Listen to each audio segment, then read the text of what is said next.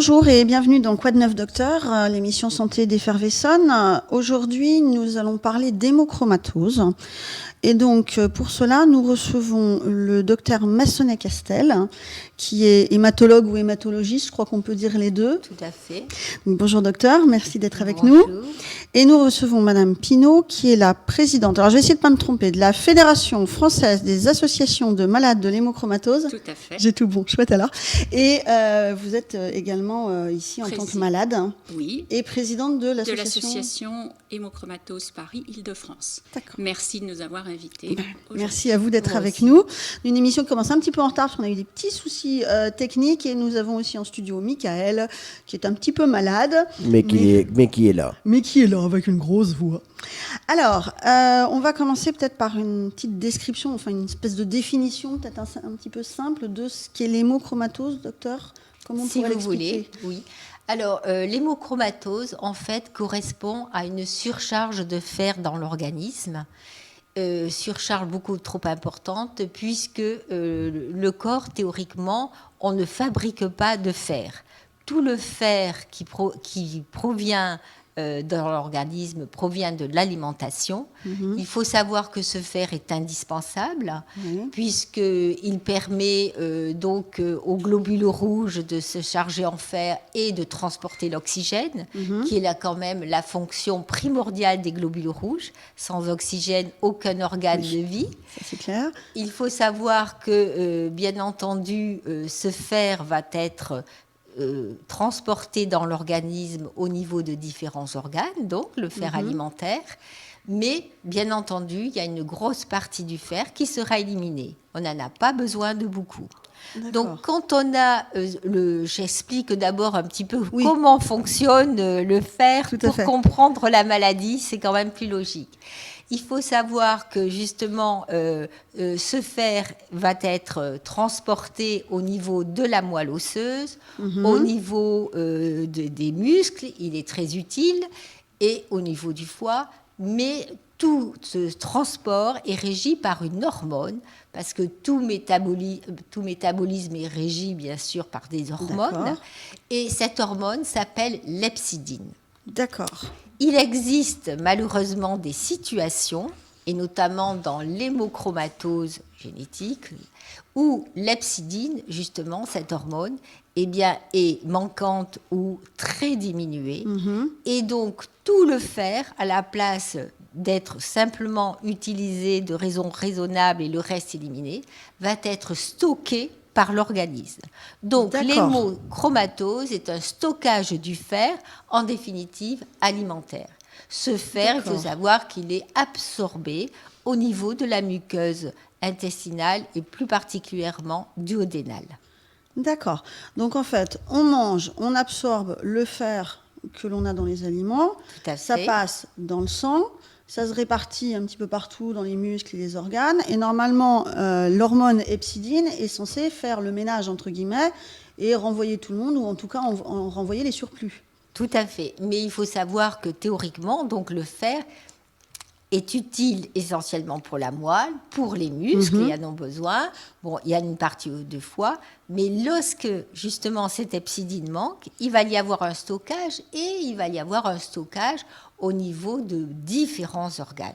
Des organes qui ne sont pas prévus dans le parcours normal. Exactement. D'accord. Le pancréas, donc ça, on peut développer un diabète. Ça peut aller au niveau des articulations. Donc les patients, on parlera peut-être de toutes ces complications plus en détail après. Oui, tout à fait, oui. Donc bien entendu, le foie, je l'ai dit, mais il faut savoir que l'accumulation dans le foie va entraîner une hépatopathie, une véritable cirrhose. D'accord. C'est pour ça qu'avant, on appelait l'hémochromatose la cirrhose bronzée, parce qu'on faisait le diagnostic, on n'avait pas les moyens de le faire, et on faisait le diagnostic chez les patients au stade de cirrhose. D'accord. Sauf que la cirrhose, dans l'inconscient collectif, ça fait penser aux gens qui boivent généralement. Exactement. Mais là, pas du tout. Et bien des personnes ont été accusées de boissons alcoolisés. D'accord, alors qu'en fait, ils avaient simplement une hémochromatose. Et bien entendu, si on cumule les deux, ça augmente toutes les complications.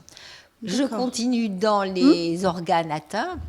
Il y a tous les organes endocriniens, donc D'accord. notamment les organes sexuels, D'accord. la thyroïde. Mhm. Donc je crois que j'ai parlé de tous les organes il pouvait y avoir une accumulation anormale De et fer, entraîner des d'accord. signes. Donc en fait, l'accumulation de ce fer qui n'a strictement rien à faire là, on est d'accord, Tout à va fait. entraîner des complications, va créer des maladies. Et alors, là, je me tourne vers Madame Pinault en tant que malade. Donc, quand on découvre qu'on est malade, c'est parce qu'on a développé une maladie. Alors, on n'a pas nécessairement développé une maladie. On peut présenter certains signes cliniques ou D'accord. être tout à fait asymptomatique. Ah oui, alors vous m'avez Tout dit à effectivement en préparant qu'on avait près de 40% des personnes Qui n'ont sont aucun asymptomatiques. aucun Et symptôme. c'est- Et qui là, sont c'est porteurs dramatique des et qui mutations. sont D'accord. porteurs de mutations. Oui. D'accord. Et même des homozygotes. D'accord. Alors, on commence à parler de mots compliqués là, parce qu'en fait, l'idée, c'est que la maladie, donc l'hémochromatose, c'est une maladie génétique. à Oui, fait. mais l'hémochromatose héréditaire. On parle aussi d'hémochromatose souvent quand il y a une hyperféritinémie et il existe des hémochromatoses secondaires. Qui apparaissent à la suite d'autres choses. L'hémochromatose D'accord. héréditaire, qui est génétique bien entendu. Oui. Celle-ci, c'est la vraie hémochromatose de type E1 d'ailleurs. D'accord. Celle qui représente Hein à peu près 95% des C'est malades. Tout on a à dit, hein. fait, D'accord. tout à fait. Mais il faut savoir que sous le nom hémochromatose, on peut aussi parler d'hémochromatose secondaire. D'accord. Donc, il y a différentes versions, Mais différents c'est tableaux. dû à l'hyperféritinémie. D'accord. OK. Alors, du coup, vous disiez, il y a des gens qui sont asymptomatiques. Donc, ça veut dire qu'ils sont malades, ils s'en aperçoivent pas. Mais du coup, on s'en aperçoit quand ils ont des gros problèmes, j'imagine. C'est ça, lorsqu'il y a expression de certaines complications liées à la maladie, comme par exemple des douleurs articulaires, une insuffisance cardiaque. D'accord. Et c'est à ce Et là, moment-là c'est un qu'on peu va tard, je s'apercevoir. dirais. Il vaut mieux être diagnostiqué en amont des complications. Et alors, les complications Enfin, avant les complications, les signes cliniques, ça peut être quoi? La fatigue chronique inexpliquée, D'accord. fatigue autant physique que psychique. Mhm. Pour ma part, lorsque j'ai été diagnostiquée tout à fait par hasard, je venais de me casser le pied, j'étais au repos forcé. Et c'est alors que j'ai réalisé que je présentais une fatigue tout à fait anormale et injustifiée. Par rapport à ce qui vous Parce était que arrivé, j'étais ouais. dans une phase de repos forcé. D'accord. Et c'est à ce moment-là que j'ai été voir une de mes amies médecins et qui a pensé systématiquement, bien évidemment, à la carence en fer. On a fait un dosage et on s'est trouvé... Ah oui, parce qu'au départ, on pense qu'on On en pense manque, toujours en que fait. la fatigue est D'accord. associée à une carence en fer. Et c'est ce qui permet souvent de déclencher une recherche, un dosage, Quand on s'aperçoit parce que- on pense qu'il y a carence et on se trouve devant Oui, à fait. devant une complètement le contraire, en hyperféritinémie. Il fait. y a alors, beaucoup tout de à fait médecins surprenante. généralistes qui font pratiquer le dosage de la ferritine. Alors là, je ne l'avais pas encore abordé, entre la différence entre fer, Ah oui, vous m'en avez ferrite parlé au téléphone l'autre et jour. ferritine. D'accord, Hein. donc il y a plusieurs Donc, dosages, en fait. Oui, Oui. bien sûr. Et en fait, c'est parce que ce qui rentre dans l'organisme, c'est du fer. Ouais. Mais il faut savoir qu'il y a aussi la forme ferritine qui est stockée. Et puis, il y a une protéine de transport qui est la transférine.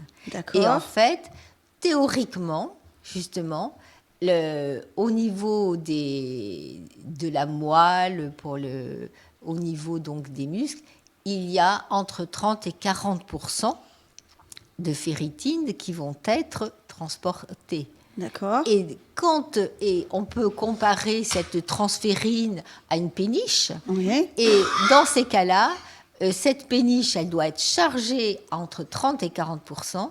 Quand on a D'accord. une hémochromatose, cette péniche va être chargée à 100%. Donc, D'accord.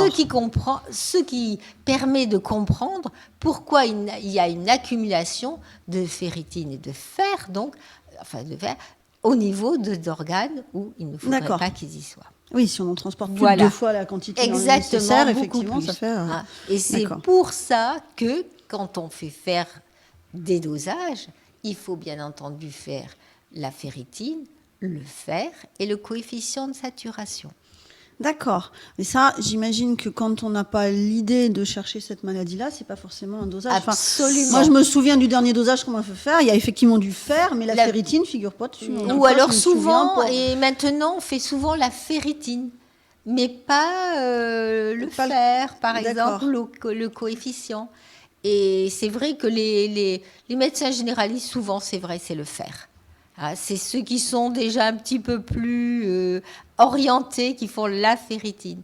Mais malheureusement, on peut avoir une ferritine normale, surtout chez les femmes, qui sont protégées par leurs règles. Oui, par les cycles hormonaux. Et donc, on peut passer, si on n'a fait qu'une ferritine et pas le fer, par exemple, on peut passer à côté d'une recherche génétique parce que la ferritine était normale.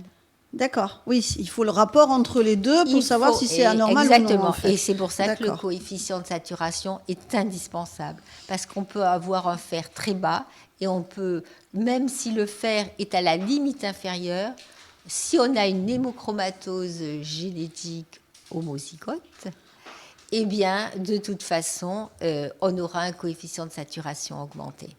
D'accord. Donc, on n'a pas forcément des chiffres hallucinants sur les analyses.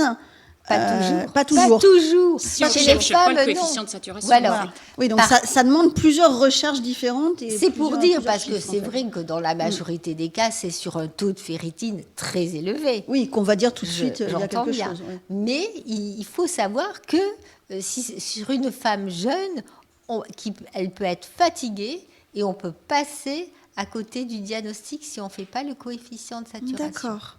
Mais est-ce que justement, alors on va enchaîner là-dessus, mais est-ce que justement cette femme, tant qu'elle est jeune, tant qu'elle est réglée, j'imagine qu'elle a moins de risques, comme elle perd du sang régulièrement, elle a moins de risques de développer peut-être toutes les maladies qui vont avec ou... Pas forcément. Non. Pas forcément. Et il existe un examen très important qui est l'IRM hépatique. Donc, une imagerie par résonance magnétique. Du foie. Et bien sûr. Et qui permet de calculer la charge en fer. D'accord. Et ça nous donnera une idée, justement, des organes. Voilà, de l'état des organes et de l'état de saturation des organes. Exactement. D'accord. Alors, on va revenir au cas de Madame Pinault. Oui. Donc, vous, ça commence par « je suis très fatiguée ». Je suis très fatiguée, effectivement, et je présentais également des complications articulaires déjà. Vous aviez déjà des douleurs articulaires. Depuis quelques années, en amont, puisque j'ai le souvenir un matin de ne pas avoir pu me mettre debout. Un de mes genoux ne me portait pas. Et vous aviez quel âge, Madame Pinault ? J'avais autour de 30 ans. Donc, très jeune, des poussées inflammatoires pour avoir des douleurs articulaires. Exactement. Oui, et le médecin, ce jour-là, bien évidemment, ne comprenait pas ce qui se passait. Le genou était rouge, gonflé, donc je présentais tous les signes d'une pseudo-goutte. Avec la corpulence que j'ai, c'était tout à fait invraisemblable. Oui, tout à fait. Voilà. Donc on a fait une petite injection de corticoïdes et puis 48 heures plus tard, même avant, j'étais debout. Et puis c'est tout, on a tourné la page. D'accord. Alors, épisode numéro 2, du coup, j'imagine, derrière, il y a d'autres signes qui sont apparus. Épisode numéro 2, non, c'était cette fatigue et le fait que 7 ans plus tard, je sois au repos forcé pour que le diagnostic soit posé. Donc, en fait, je n'ai pas eu la véritable errance diagnostique comme certains malades qui vont attendre 5 ans, 10 ans... avant qu'un diagnostic soit posé. Comme avec beaucoup de maladies rares ou très peu connues, où effectivement on commence par vous dire vous n'avez pas ça, vous n'avez pas ça, vous n'avez pas ça, on est content, ça ne résout pas le problème. Et le temps de trouver le bon diagnostic, effectivement. Exactement. Et le stock de fer continue de s'accumuler, bien évidemment, dans les organes. D'accord. D'où l'idée, effectivement, d'un diagnostic idéal qui serait le plus tôt possible. Tout à fait. 30 ans. Le plus précoce possible. Et moi, je dis même que il faut faire aussi des recherches familiales. Et ça, c'est indispensable. Et le faire très jeune. C'est-à-dire que quand on a un cas dans une famille, en gros, on va chercher les parents, les frères, les sœurs. Absolument. Tout le monde va y passer au niveau du diagnostic. C'est indispensable. C'est grâce à ça. Parce que ce diagnostic-là de mutation génétique, comme vous vous rendez compte, c'est relativement récent. Oui, ça fait pas longtemps qu'effectivement on doit pouvoir mettre des mots là-dessus. Exactement, puisqu'il faut faire une isolation de l'ADN et rechercher justement les mutations sur l'ADN. Donc vous imaginez bien que maintenant qu'on a la chance de pouvoir faire ceci, il faut, dès qu'on trouve quelqu'un dans une famille, faire toute la famille. Donc la famille au sens large, plus, enfin, Ben, ça la s'élargit à famille, qui? Aux eh parents, bien, aux enfants? Aux parents, aux enfants, Majeur. frères et sœurs, bien Mhm. entendu. Et très souvent, c'est comme ça, on trouve l'oncle, la tante de la personne, et on fait les neveux et nièces des autres, etc. D'accord, oui, parce que dès qu'on en retrouve un autre, on va rechercher autour et on arrive à faire Tout comme ce ça qui est de la même famille. Je D'accord. voudrais ajouter qu'une étude que nous avons menée au niveau de la Fédération française a permis de poser que 55% des malades étaient diagnostiqués, soit par hasard, soit dans le cadre d'un dépistage familial. Donc c'est 55% de malades qui potentiellement n'étaient pas censés savoir qu'ils étaient malades. Exactement. Et auraient pu continuer à vivre D'où- comme ça Exactement. pendant très longtemps. Exactement. D'où l'importance. Oui, tout à fait. Ce diagnostic, il se fait à partir de quoi? D'une prise de sang D'une prise de sang, oui. L'ADN est isolé à partir du sang et c'est fait donc sur l'ADN. Il faut D'accord. savoir que ces diagnostics-là ne sont pas rapides. Il y a des patients qui arrivent et qui pensent avoir le diagnostic, enfin le résultat la semaine d'après. Oui. Non, il faut donc savoir que autant une analyse de fer, un bilan hépatique, ça va vite. ça va très vite. Autant une étude génétique, c'est beaucoup plus long, comme toutes les études génétiques. Je m'occupe en tant que, justement, spécialiste des maladies du sang, d'autres maladies, comme les thrombophilies par exemple, où on recherche des mutations génétiques, c'est déjà plus rapide. Celle-ci, D'accord, dans mes patients, c'est lent. je dis la vérité, c'est plus long. Donc il faut savoir qu'il faut être un peu patient et attendre. Ça va de quel ordre? Enfin, c'est quoi? 2 c'est mois. Ah oui, quand même. Entre 1 et D'accord. 2 mois. Entre 1 et Mais 2 moi, mois. je préfère en dire 2 mois. Oui, il vaut mieux prévoir plus Tout à large et fait. puis avoir le résultat plus tôt. Mais effectivement, fait. donc ça veut Il y dire a que pendant un 2 mois, on a un séquençage gros point très d'interrogation long, au-dessus de la tête. voilà. Et est-ce que j'ai, Il est-ce faut que le j'ai pas, quoi. savoir. D'accord. Oui, effectivement, ça. C'est vient pas fait tous les jours. Il y a un séquençage. C'est Oui, pas c'est si des simple, manipulations hein. C'est qui pas sont si simple. complexes et Par effectivement, contre, le du résultat, on en est sûr. Mais c'est pour Voilà, dire le qu'il y a résultat quand est même- parfaitement fiable, mais il faut Voilà. attendre, faut du temps Exactement. pour. D'accord. Au niveau du pourcentage dans la population générale, on peut dire qu'on a. Une personne sur 250? Voilà, une personne sur 250. Ça fait beaucoup quand même. Enfin, Oui. Oui, c'est une maladie très fréquente. Donc c'est une maladie Très qui est fréquente. génétique, pour la plupart en tout cas, pour la grande majorité, qui est très fréquente et qui n'est pas connue du tout. Tout à fait Absolument. méconnue.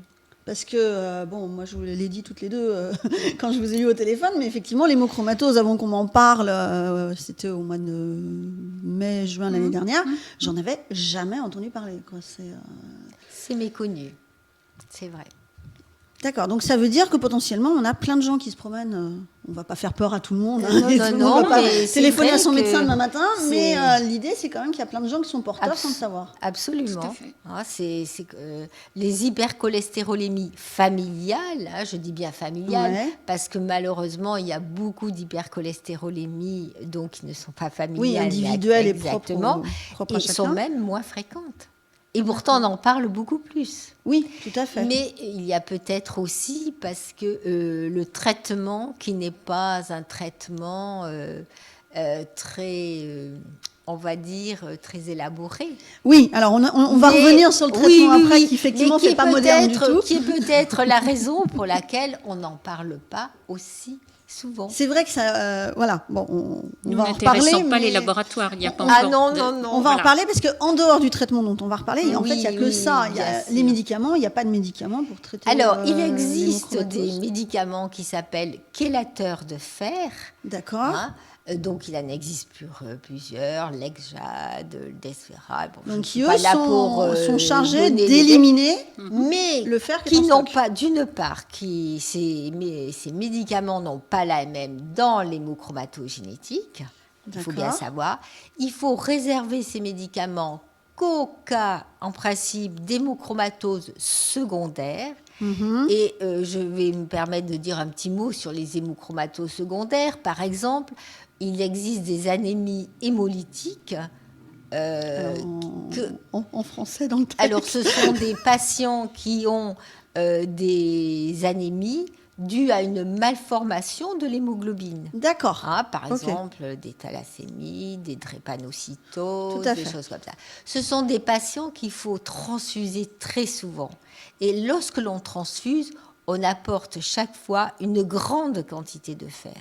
D'accord. Cette quantité de fer, et même si on a une hepcidine normale, arrive à se stocker au niveau de certains Donc, ce sont organes. des maladies qui ne sont pas l'hémochromatose. Elles sont on induites. fait des transfusions Oui. et l'hémochromatose apparaît à cause des Induit transfusions à que cause l'on du fait. traitement. D'accord, à Donc cause du ces traitement. malades-là, il est hors de question de leur faire des saignées. Oui, tout à fait. Il n'y a que ces traitements. Donc Il faut- là, eux, ils ont droit à ces fameux voilà. médicaments qui Mais éliminent quand le vous fer. dites ils ont droit, c'est pas forcément une bonne solution dans le sens où il y a beaucoup de signes secondaires.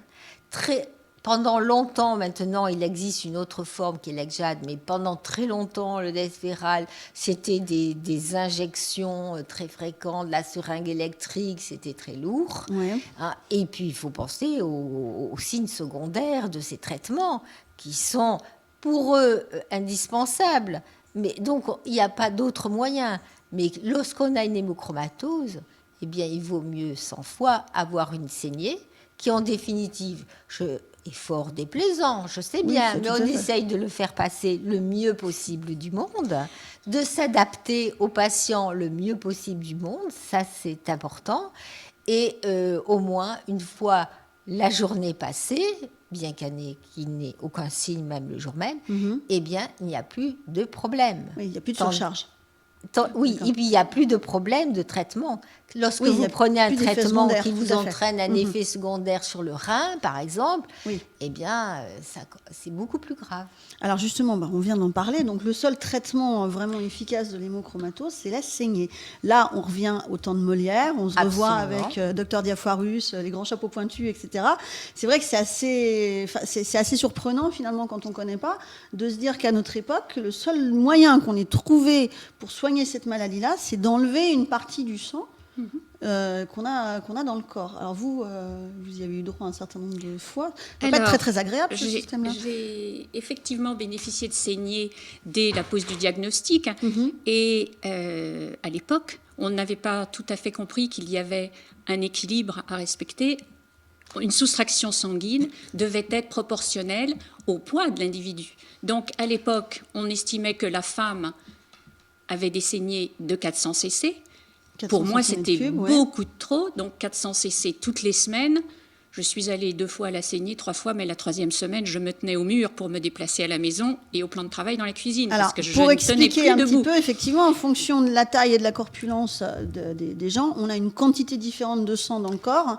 Et donc, l'idée, c'est d'enlever une proportion et non pas la même quantité à tout le monde. Voilà. Quand on voit Aujourd'hui, Madame Pinault et moi, j'imagine qu'on n'a effectivement pas la même quantité. Voilà, Et aujourd'hui- j'ajoute fonction du sexe.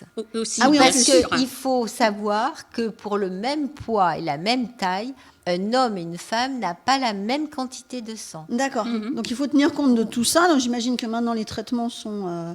sont mieux adaptés. je Voilà. dirais. adaptés. Dans la majorité des cas, les saignées sont faites qu'en fonction du poids. D'accord. Personnellement, pour avoir fait des hémodilutions dans les blocs opératoires, pour avoir travaillé beaucoup là-dessus, je travaille sur le volume sanguin du patient, qui est beaucoup plus adapté. Et je prends donc, j'ai des tables, des abacs, et en fonction du poids et de la taille et du sexe, je prends la quantité voulue. D'accord. Ce qui évite les effets secondaires Absolument. de fatigue, Absolument. Exactement. etc. Mais on a compris quand même qu'il fallait que tout cela soit proportionnel, puisque depuis pratiquement 7-8 ans maintenant, on ne Bien me prélève plus que 7 millilitres par kilo. Donc Voilà. en gros, une D'accord. saignée de 300 cc. Ah oui, Voilà. vous avez gagné, oui, on Voilà. vous a descendu d'un quart là quand même. Ouais. Ceci dit, beaucoup. voilà, c'est beaucoup. Et je pense que si j'ai très bien répondu au traitement dans sa phase d'induction, phase d'attaque, c'est par rapport justement à ce poids. Et donc, me prélevant 400 cc par semaine, cela me permettait d'éliminer 200 mg de fer. Donc, j'ai été très rapidement désaturée, Oui, puisqu'en du coup, 8-9 oui. semaines, j'étais rentrée dans la norme. D'accord. Donc c'était aussi un avantage, je dirais. L'idée de cette histoire de phase d'attaque, c'est-à-dire qu'au début, on va essayer de faire redescendre les chiffres Absolument. dans les normes. Dans les normes et même en dessous très des normes. rapidement. Et après, D'accord. bien entendu, il faut descendre au-dessous. Il ne faut pas se contenter d'un taux de ferritine normal. Il y a eu d'ailleurs des recommandations de la HAS, c'est-à-dire la Haute Autorité de Santé, Tout à fait, je les ai là. Ouais. voilà, qui recommandent de descendre jusqu'à 50 microgrammes, alors que pour les sujets normaux, on peut aller jusqu'à 300 microgrammes à peu près. D'accord, donc on fait vraiment descendre le taux de ferritine énormément. Énormément, oui. Parce qu'on sait que quoi qu'il arrive, comme on a pu cette fameuse hormone hepcidine, quoi qu'il arrive, le taux va remonter. Absolument. Le stock se reconstitue tous les Et jours oui. de par l'apport alimentaire. Et oui. D'accord. Alors du coup, est-ce qu'il y a une version régime alimentaire qui pourrait aller avec Alors c'est très pas discuté. Il y a pas un régime alimentaire. Ce que je donne quelques petits conseils en leur disant que tout de même, moins on absorbe de fer par les aliments très riches, et mieux c'est. Oui. Hein. Et il faut savoir qu'il y a quand même des éléments qui sont très favorisants du passage du fer. C'est en premier lieu, et ça il faut l'interdire, c'est la vitamine C en comprimé. Parce que la vitamine C a tendance à aider le fer voilà. à passer. D'accord. Oui. Et le premier conseil que je donne, c'est de boire beaucoup de thé. Parce que le thé empêche l'absorption du fer au niveau de la muqueuse intestinale. Personnellement, j'ai des enceintes, on avait interdit de boire du thé parce que j'ai des malades qui ont des anémies qui sont presque induites entièrement par l'absorption majeure de thé. Oui, parce que ça bloque plein de choses. Parce que l'organisme en a besoin du fer pour fonctionner. Oui, c'est ça, il faut trouver une sorte d'équilibre entre celui L'hémoglobine, dont on a comme je besoin vous dis, et ce qui elle est stocke. formée avec une molécule d'hème à base de fer. Donc, si vous bloquez l'apport de fer dans l'organisme, vous allez être anémique, vous allez très mal respirer. Vous manquerez d'oxygène. D'accord, donc on repart de l'autre côté, là, cette fois-ci. Voilà. On a Donc, plus par suffisamment. contre, à mes patients, je leur dis, première chose, vous buvez du thé autant que vous voulez et le maximum, ça sera parfait pour vous. Et par contre, pas de vitamine C, D'accord. pas de vin rouge d'alcool. qui est très riche et qui en plus majore les complications hépatiques. D'accord, donc l'inconscient collectif n'est pas complètement à côté avec l'idée de cirrhose, alcool et... Absolument. Il faut surcharge en savoir, fer. bien entendu, qu'il y a des hémochromatoses qui sont induites essentiellement par l'alcool. Par l'alcool, d'accord. Ça fait partie des hémochromatoses Et secondaires. l'alcool fait partie On des éléments Absolument. favorisants. On demande à ces patients d'arrêter de boire Mhm. et on voit la ferritine descendre.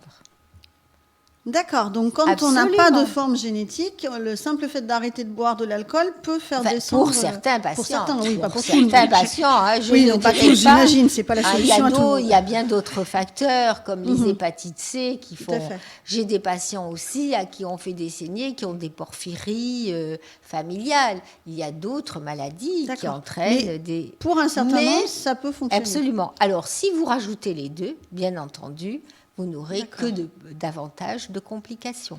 Donc, on boit du thé, on arrête de prendre de la vitamine C en comprimé en plein hiver quand Voilà. on a froid parce qu'on croit que c'est bon. On arrête l'alcool. Alors, je leur permets On quand freine. même un verre par jour. Oui, puisque le fromage sans alcool, je sais Un pas. verre par Je voudrais jour. dire quelque chose. C'est-à-dire, mais je leur dis, attention, vous avez un quota de 7 verres par semaine. Si Ah, le répartir week-end, selon vous, vous en d'accord. buvez 3 parce que vous êtes invité, la semaine suivante, il faut calculer, il faut D'accord. faire régime à l'eau pure, même avec le fromage. Je suis Alors, désolée. On arrête le fromage. Je voudrais préciser quelque Oui. chose à ce niveau-là. Avant d'être diagnostiquée, lorsque nous sortions, j'avais pour habitude, bien évidemment, de boire un fond d'apéritif et un fond de verre de vin avec le fromage. Et le lendemain, j'étais toujours pas Pas très bien. bien, Ouais. pas bien du tout. Et je ne comprenais pas. Donc ma réaction était, c'est curieux, à chaque fois que nous sortons, je suis malade le lendemain. Et en fait, c'était cette toute petite quantité d'alcool que j'avais absorbée qui me suffisait pour perturbait vous. au niveau D'accord. hépatique. Et j'ai le souvenir aussi de me sentir complètement pompette à la sortie d'une crêperie lorsque j'avais 17 ans, après avoir bu une bolée de cidre. Et mes amis ne comprenaient pas. Et nous avons entendu dire également parmi les malades que certains, lors d'alcotest, étaient tout à fait positifs, avaient un alcotest positif, alors qu'ils avaient bu ce que je viens d'exprimer, une quantité infime. Oui, donc voilà, ce qui montre qu'il y a quand même intolérance à l'alcool. Donc il y a une intolérance à l'alcool chez certains sujets. Absolument, il y en a beaucoup qui s'en plaignent. D'accord. Les gens qui mangent beaucoup de poissons crus, de la viande rouge, il y a du fer là-dedans? Alors, il y a du fer dans le cheval. Et personnellement, j'ai eu un cas de boucher qui s'occupait qui avait une boucherie chevaline et qui mangeait un steak tous les matins en guise de petit déjeuner. De 300 grammes. C'était un monsieur qui était très grand, très fort. Et puis, comme il me disait, vous savez, dans les boucheries, on porte les carcasses sur le dos. C'est un travail donc, qui est dur. il prenait que du café le matin. Et à 10h, il se faisait un steak tartare de cheval de 300. D'accord. Eh bien, quand on a supprimé ce steak tartare de 10 heures et qu'on l'a remplacé par du pain et d'autres choses, eh bien, il y a eu quand même une accélération de la diminution de la ferritine. Il avait, en plus, une hémochromatose composite, mais avec un taux de ferritine très fort. Donc, il y en a beaucoup qui disent il n'y a pas de régime alimentaire. Non, c'est vrai, il n'y a pas de régime. Il n'y a pas de régime strict. Il n'y a pas de régime strict. Mais je donne des recommandations et j'invite les patients à les suivre. Mais jamais je priverai quelqu'un de ne plus manger du tout de viande rouge, surtout pas. L'organisme a besoin d'un certain équilibre. Et alors, quand j'entends certains lieux où on dit ne mangez plus de lentilles, non, mangez des lentilles. Les épinards aussi, une fois ou deux par an, ça ne fait pas de mal. En plus, les épinards sont très peu riches en fer. Oui, parce qu'il y a une erreur de calcul au départ, tout à fait. Voilà, de transcription. Donc c'est une vieille légende mais c'est très mignon, ça fait penser à Popeye. Oui, tout à fait. Popeye a fait une erreur de virgule, donc malheureusement. Il faut savoir en plus que le fer qui provient des végétaux est moins bien absorbé. Donc, ne pas se priver. Donc, il y a moins de risques, en fait. Voilà. Ne pas se priver des légumes secs, non, pas du tout. Oui, je pensais à eux aussi. Mais quand vous mangez du cheval tous les jours, non. Oui. Mais si vous avez l'habitude de manger un steak de cheval, une fois par mois, continuez. Alimentation saine et pas équilibrée, tous les jours. en fait. Exactement, et très variée. Et dans la durée. Pour tout. Et même pour les patients qui veulent perdre du poids dans mes patients, parce il y en a de plus en plus, eh bien, je leur dis, pas de régime. On mange tout en petite quantité et très varié. Oui, donc de toute façon, bien équilibré. Surtout. On garde les mêmes recommandations pour la plupart des maladies et même pour les gens qui n'ont pas de maladie. Bien sûr, bien sûr, si on ne veut pas de surcharge en cholestérol, si on ne veut pas de diabète de type 2, eh bien déjà, faisons un maximum de... Voilà. Alimentation équilibrée, aucun excès. Pour éviter les carences. Pour éviter les carences et les excès. Absolument. On équilibre les choses. D'accord. Alors, on a parlé des différents organes qui allaient stocker cette ferritine. On a parlé déjà de certains signes d'appel, donc la fatigue, les douleurs articulaires. On a parlé des cirrhoses. Qu'est-ce qu'on peut avoir d'autre encore? J'avais aussi un autre signe caractéristique, je ne débronzais pas. Voilà. Je ne débronzais pas, ce qui pouvait faire des étonner. Économies. Oui, ça a étonné beaucoup mon entourage. Parfois, on me disait, tu rentres de vacances, et je n'avais pas pris de vacances depuis 6 mois, mais je reste bronzée. Par contre, avant d'être désaturée, je présentais un teint plutôt gris-jaunâtre. D'accord, donc il y a aussi des traits grisâtres. Ça, c'est lorsque les taux sont très augmentés. J'avais la paume des mains et la plante des pieds bronzée. Voilà. D'accord. Oui, effectivement, c'est pas très courant. Non, pas du tout. C'est pas là qu'on bronze pas généralement. Du tout. Et ça suscitait l'interrogation, mais c'est tout. Dans les organes, j'ai omis, vous savez, quand on parle, on omet le cœur. Le cœur, oui, parce que vous avez parlé de pathologie cardiaque tout à l'heure. Bien sûr. Oui.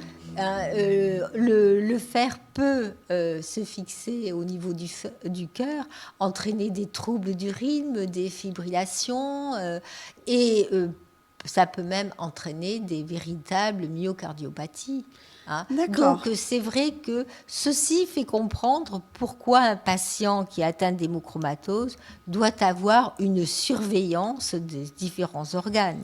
Oui, parce que là, du coup, on a différents organes, donc différents spécialistes, j'allais dire, en tout plus, à fait. qui interviennent. On est obligé de faire suivre les patients par des cardiologues pour qu'ils aient une échographie du cœur régulière. Bien entendu, on fait des examens biologiques très souvent pour suivre toutes les fonctions hépatiques, ça c'est facile. Donc, au niveau du foie, oui. Je suis aussi la thyroïde de mes patients en faisant un dosage de TSH. Pour le cœur, c'est vrai que c'est essentiellement le cardiologue qui est de mon recours, qui s'en occupe en faisant. Pour les os, eh bien, pour les os, il faut savoir aussi que ça favorise, donc Mme Pinault a parlé des douleurs articulaires. Il faut savoir que ça favorise deux choses. D'une part, l'arthrose. Ce sont des patients qui développent une arthrose très souvent, de la chondrocalcinose, et aussi une ostéoporose. Et comme en plus, ça agit sur les organes endocriniens, on a des fois des ménopauses précoces, d'où une ostéoporose encore plus précoce. Donc l'ostéoporose, ça c'est moins connu que justement que l'arthrose, c'est quand même quelque chose qui se développe chez les patients qui sont porteurs d'hémochromatose. D'accord, c'est quelque chose qui se développe plus, en tout cas, et plus rapidement que chez la plupart des personnes. Donc on a des fois des patients qui souffrent donc au niveau des articulations, des fois de chondrocalcinose, et qui ne sont pas caractéristiques de l'arthrose. Tout ça, c'est à rattacher. Je présentais moi-même des signes de chondrocalcinose sur les deux genoux, des pots de calcium dans les articulations. Voilà. Donc dès l'âge de 30 ans. Dès l'âge de 30 ans. Et ça fait mal, ça entend. Oui, bien sûr, ça fait très mal. Lorsque ces cristaux s'enflamment. Et il faut, à ce moment-là, il faut faire un traitement anti-inflammatoire au moment des crises. Au moment des crises. Et oui. Par cure très courte, bien entendu. Ou antidouleur, ou même de la colchicine. Et oui, qui est un anti-inflammatoire, la colchicine. Indispensable. C'est... Bien entendu, il ne faut pas les mettre aux anti-inflammatoires au long cours. Oui, mais en cas de crise. Mais en cas de crise douloureuse pour les chondrocalcinoses. Donc, ce qui veut dire qu'on a un traitement pour l'hémochromatose et que ponctuellement, on va avoir des traitements qui vont apparaître en fonction des organes qui sont touchés. Bien sûr. Absolument. Au niveau articulaire, si vous le permettez, je souhaiterais ajouter quelque chose. Le professeur Guggenbuhl, avec lequel nous travaillons, rhumatologue au CHU de Rennes, a posé lors d'une étude que, en fait, chez le patient hémochromatosique, on avait un risque de prothèse de hanche, de pose de prothèse de hanche multiplié par 9 chez le patient hémochromatosique, ce qui est énorme. Ce qui justifierait d'aller voir un petit peu au niveau des populations qui sont porteurs de prothèse de hanche, s'il n'y a pas une hémochromatose en amont. Oui, s'il n'y a pas une autre origine. Donc, il pose effectivement un risque d'ostéoporose et on met ces très marqué et très précoce, surtout. Voilà, c'est cher. Du coup, un nombre de patients avant 60 ans qui ont des prothèses de hanche très important. Mon grand-père avait 2 prothèses de hanche. Mon grand-père maternel avait bénéficié de 2 prothèses de hanche. Donc il y aurait des chances que ça vienne de là. Oui, enfin, un gène du côté de papa, un gène du côté de maman. Mais on en a peut-être identifié un en tout cas. Voilà. Et il avait le teint bronzé, effectivement, ça me frappait beaucoup quand j'étais gamine. Oui, surtout, après, ça dépend des conditions de vie, mais effectivement, quand les conditions de vie s'y prêtent pas, ça surprend d'avoir des gens très bronzés autour de soi. Au niveau traitement, je peux peut-être également ajouter que le professeur Guggenbuhl va mettre en place prochainement une étude clinique hospitalière pour s'adressant à des malades ne répondant pas justement au traitement par antidouleur, anti-inflammatoire. D'accord, parce qu'il y a des patients chez qui ça ne fait pas d'effet. Voilà, et donc là, on cherche quelque chose d'autre. Voilà, à partir d'un médicament qui permettrait de bloquer une molécule inflammatoire. D'accord. Donc, essai clinique hospitalier qui démarrera dans les prochaines semaines. À Rennes. Et si on veut parler du traitement, il faut quand même, je ne sais pas si vous alliez en parler, mais on a parlé des saignées, Oui. ça c'est aujourd'hui, mais demain, bien entendu, demain, ça sera, toutes les études sont faites au niveau de l'hepsidine, puisque ces patients manquent d'hepsidine, eh bien, le traitement enfin, les études sont faites sur un traitement qui correspond donc à remplacer l'hepsidine manquante chez les patients. D'accord. Et ça, bien entendu. Ce qui permettrait de Oui. rétablir le Oui. circuit. Les laboratoires tentent actuellement de mettre, Voilà. d'utiliser, d'élaborer, c'est ça, des composés qui permettraient de stimuler la synthèse de l'hepsidine de façon à lutter contre cette carence qui est D'accord. responsable de l'absorption excessive D'accord, de donc ce qui fer. fait qu'au lieu d'éliminer le surplus de fer, on pourrait Bien on entendu. irait directement sur le circuit. Voilà. Pour, Il y avait eu de augmenter l'élimination. nombreuses études déjà de fait, mais là, ce n'est plus un espoir, c'est vraiment... C'est le traitement de demain. D'accord. Voilà, c'est le Là, on est traitement de vraiment en demain. bonne voie pour ça. Donc, Absolument. surtout que ceux qui sont atteints d'hémochromatose et qui supportent très mal leur saignée, eh bien, je pense que d'ici peu de temps, pourront bénéficier de ce nouveau traitement. D'accord, oui, ce qui j'imagine, et puis même en termes d'organisation du traitement, j'imagine que ça devrait alléger pas mal de choses. Oui, je Ouais, voudrais c'est- ajouter quelque chose. En fait, ceux qui seraient le plus réceptifs à ces nouveaux types de traitements sont les jeunes actifs, pour qui la saignée représente une certaine contrainte, puisque obligation de s'absenter de son lieu de travail une demi-journée pour certains. C'est ce qu'une enquête a révélé l'année dernière.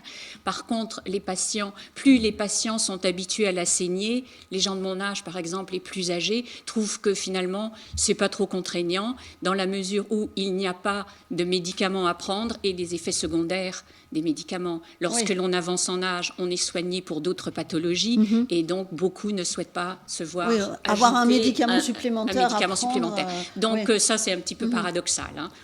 On se Oui, plaint mais en d'aller même- à la saignée comme au temps de Molière, mais en même temps, tout le monde n'est pas partisan d'un traitement puisque la saignée, c'est naturel.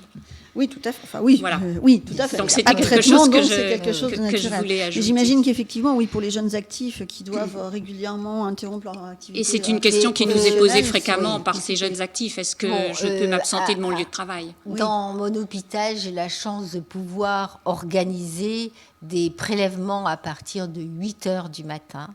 Je prends Ce mes qui patients permet- Mais vous, à vous l'heure êtes du exceptionnel. Hein. C'est ce Donc, que nous apprécions chez vous. C'est vrai que c'est à l'hôpital européen Georges Pompidou. Je tiens quand même à le dire. Oui, tout à fait, parce qu'on On parlera n'en du a local, pas mais pour le parlé. moment, effectivement. On oui, n'en sur a pas Paris. parlé, mais je suis praticien hospitalier dans cet hôpital. Et c'est vrai que j'ai eu la chance de pouvoir donc monter cette unité et de pouvoir être le plus près possible des patients. C'est très important d'essayer d'alléger le traitement, Oui, tout à fait. d'être disponible justement très tôt le matin pour qu'ils puissent avoir la saignée et aller faire leur Et journée aller de faire leur journée travail. de travail sans- Ou bien sans il y en a contrainte, qui oui. travaillent dans Paris, qui habitent très loin, ils viennent à l'heure du déjeuner. Nous prenons des patients de 8 heures du matin à 14 heures. D'accord. Donc ça permet d'avoir un éventail, bien sûr pas tous les jours, mais on arrive à très bien organiser. Et je crois que ce qui est aussi très important, il faut le dire, il faut toujours être à l'écoute des patients. Il y a des patients qui, même lorsque on pourrait leur prendre un peu davantage de sang, le supportent mal. Il vaut mieux, ils préfèrent cela, venir un peu plus souvent et qu'on en prenne moins. qu'on en prenne moins, et ils supporteront mieux le...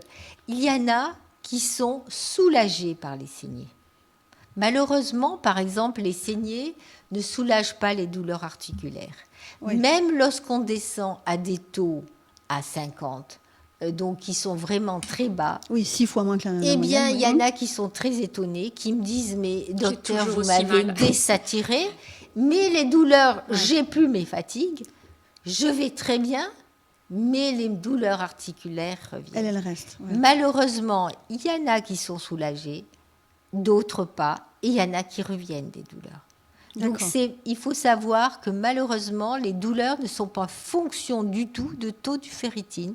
On peut très bien avoir désaturé un patient complètement et il peut encore souffrir. Il peut continuer à avoir des douleurs. Je souhaiterais parler d'un autre traitement c'est le don saigné, dans la mesure où, suite aux pressions exercées par les associations de malades, la contre-indication à l'égard des hémochromatosiques en ce qui concerne le don du sang a été levée depuis janvier 2009.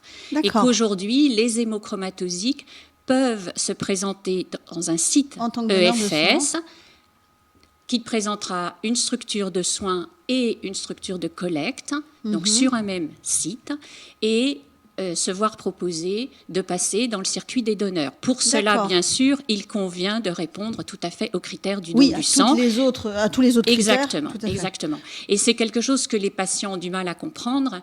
Ce n'est pas partout, bien évidemment, qu'on va pouvoir prélever leur sang et le faire entrer dans les collectes de sang, dans le circuit du don. Il faut impérativement que cet acte soit réalisé sur un site EFS présentant un centre de santé et un centre de collecte. D'accord. Avec bien évidemment une prescription médicale, parce que sans prescription, il n'y a pas de traitement possible. Oui, ça de toute façon. Donc ça, je tenais à le dire. Mais c'est important de dire effectivement que les porteurs d'hémochromatose l'hémochromatose n'est pas une contre-indication au don de sang. Nous sommes partenaires de l'établissement français du sang et nous encourageons fortement les malades à se rendre sur les sites EFS habilités au don saigné. D'accord, oui, ce qui permet effectivement de réutiliser, que ça serve à quelqu'un d'autre. Oui, c'est ce qui permet à l'EFS d'atteindre l'autosuffisance. Tout à fait. Alors, on a parlé beaucoup de Paris, parce que c'est vrai qu'on est en région parisienne et qu'il y a beaucoup de choses qui se passent autour de Paris, ou sur Paris. Dans le secteur, par ici, en Essonne, qu'est-ce qu'on... Alors, on a 6 établissements hospitaliers qui présentent des structures gastro-entérologie, consultation gastro-entérologie, et également sites pour les saignées, soit en ambulatoire, soit en hôpital de jour. Donc, Arpajon, Corbeil, Juvisy, Étampes, et j'en oublie un, Orsay. Voilà. D'accord. Et donc, tous ces établissements-là sont des établissements où les personnes qui ont l'hémochromatose peuvent aller en consultation gastro-entérologie. On ne les saignera pas. C'est vrai que ça vient pas, comme c'est une maladie du sang, ça vient pas immédiatement à l'idée d'aller en gastro. Premier spécialiste. Avant, ce n'était traité que par les gastro-entérologues. Les saignées, non, mais ce n'était diagnostiqué et justement les saignées étaient indiquées que par les gastro-entérologues parce que les manifestations hépatiques sont quand même très fréquentes et c'était souvent sur des taux de ferritine avec des complications hépatiques qu'on faisait le diagnostic.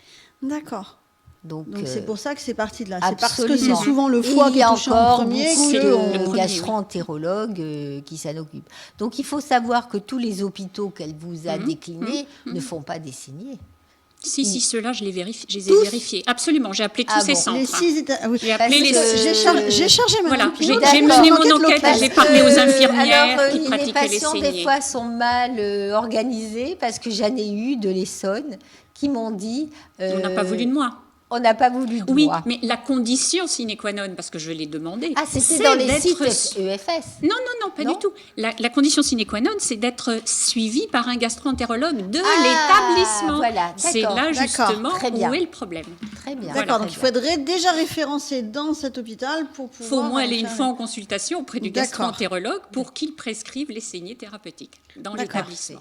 Soit en hôpital de jour, encore dans certains établissements, soit en ambulatoire. C'est ce qui m'a été dit. Donc, j'ai fait le tour de tous ces établissements.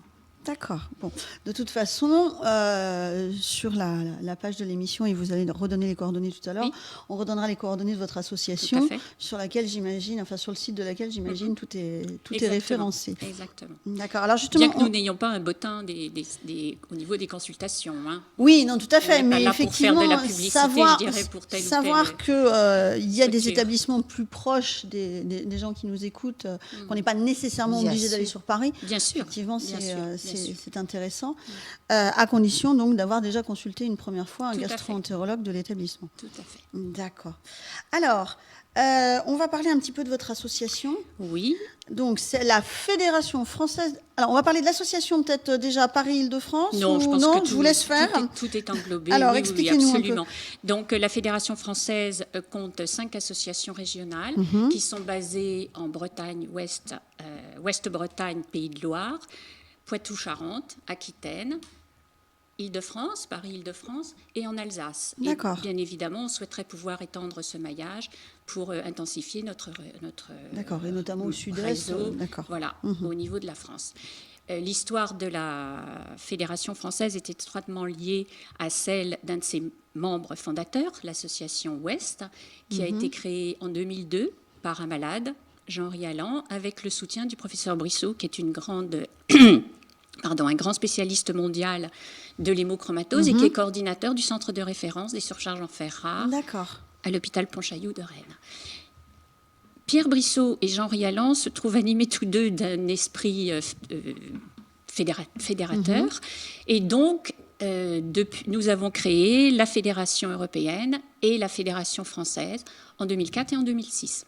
D'accord. La Fédération européenne comptait à sa création 8 pays européens. Elle en compte 11 aujourd'hui.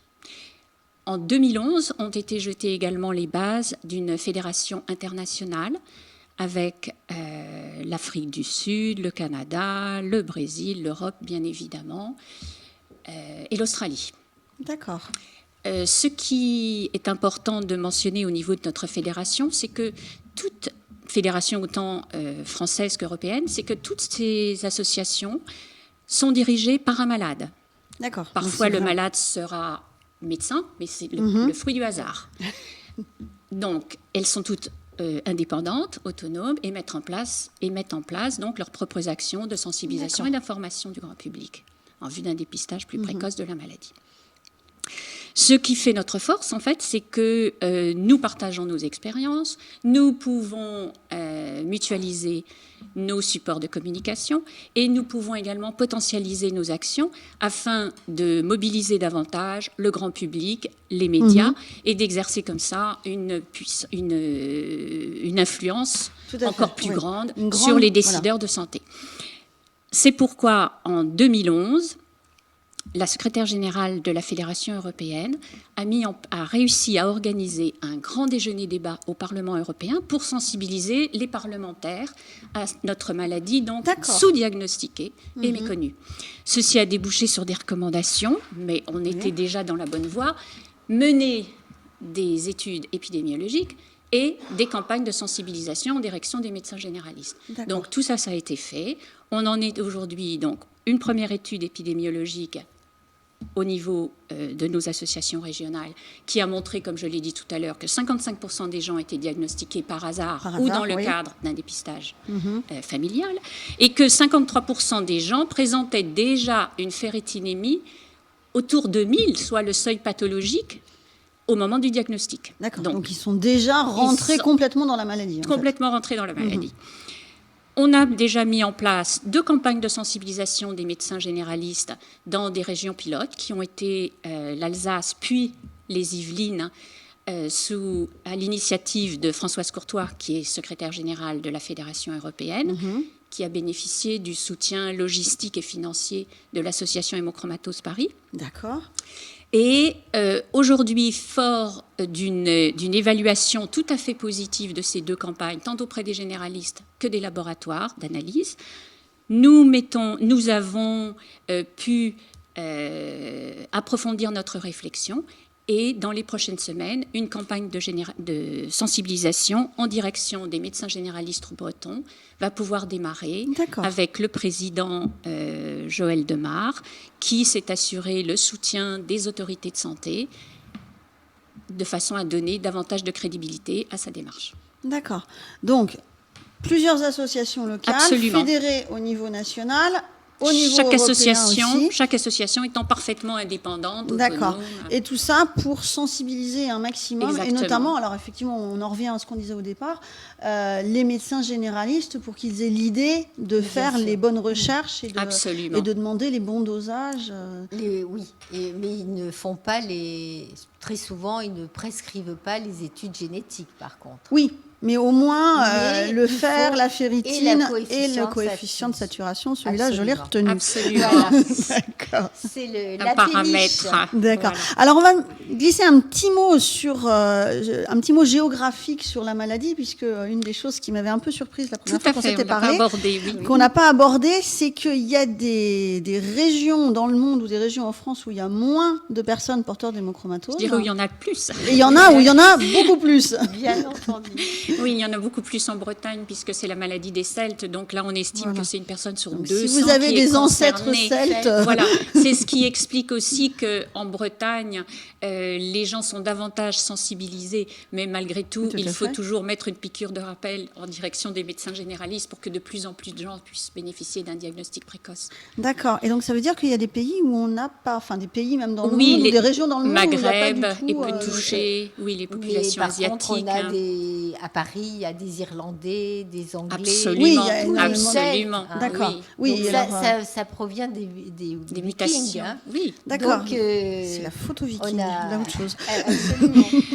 Donc, c'est vrai qu'il y a des régions, mais maintenant, il y a un brassage de population. On en a dans toutes les régions de Oui, France. qui du quand coup même. dilue un petit Voilà, peu, voilà, j'imagine. voilà. Oui. Alors, c'est vrai que, bien entendu, la Bretagne reste la région cible. La Bretagne résiste encore une fois, mais pas dans le bon sens, Il faut cette savoir qu'il y en a de partout, il faut les rechercher.